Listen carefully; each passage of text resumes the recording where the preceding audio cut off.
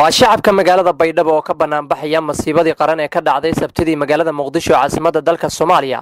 taasoo maleeshiyaadka argagixisada al-shabaab ay ku laayeen dad shacab oo aan waxba galabsan waxa soo bixiyay dareen isku mid ah oo xanuun ku haya dhacdadaasi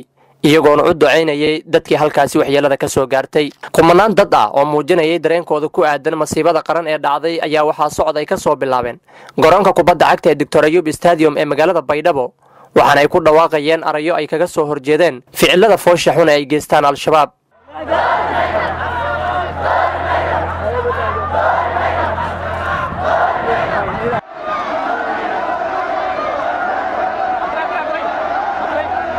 dibadbaxyaasha ayaa waxay sheegeen in xilligan la joogo waqtigii loo midoobi lahaa la dagaalanka al-shabaab waxaana dhalinyarada borordiiqaysay wacd ay ku mareen inay u midoobi doonaan difaaca dalkooda hooyo باللي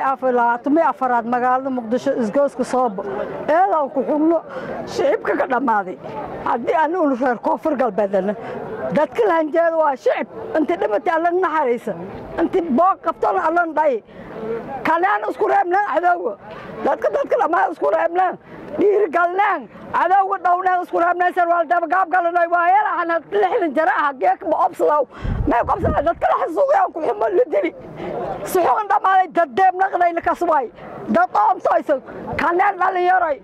دولة ما هنجاد شعب الله هنجاد إن الله وإنا إليه راجعون ولا لي على وكان أذكر أمنا على وأذكر دونا هدير بيدا وإنا أذكر أمنا رفاف قلبي لو قبلا كان دير قلنا إنا لله وإنه راجعون إيدي يدهم كلهم قرأ كل مجال المقدسة ده طول على يعني الصومالية كده مثلا كان لمد أبدا حتى هو الصومالي مكودين إنا لله وإنا راجعون جيك شهورتين كديب بده ما وين حتى يمتين كحوم عيتيو صداقة فصاحي بده إيه وميلا أسكولاني يا هم كنا فاي تعاملنا هرم كودين إنا لله وإنا راجعون شهورتين أنت كديب بده كر ولين سلبنا وأنا كقيرة يسنا وأنا كحومنا وأنا لبوراينه